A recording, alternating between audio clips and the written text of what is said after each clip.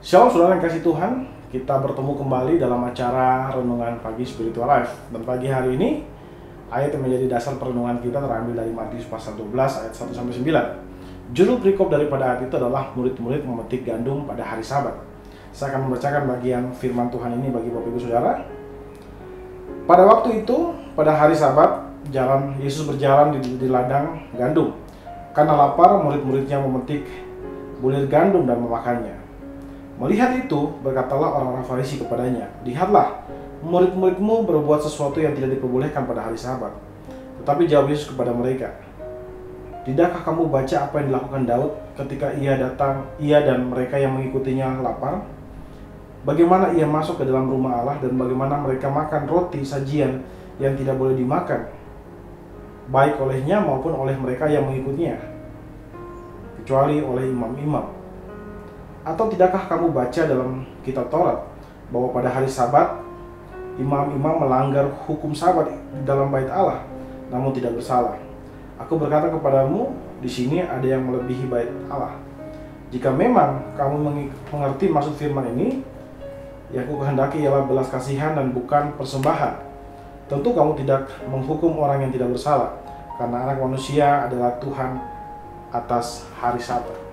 Saudara yang dikasihi Tuhan, di dalam perikop yang baru saja kita baca dijelaskan bahwa suatu ketika para murid Kristus berjalan melewati ladang gandum pada hari Sabat.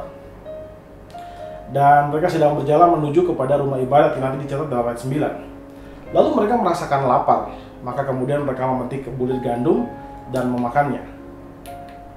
Ini merupakan suatu tindakan yang diperbolehkan dan diizinkan seperti yang tercatat dalam Ulangan 23 ayat 25.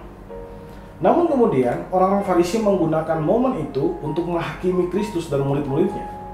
Rupanya kebencian yang berada dalam hati orang-orang Farisi terhadap Kristus dan murid-muridnya membuat mereka memanfaatkan hukum Taurat untuk mencari-cari kesalahan dari Yesus dan murid-muridnya.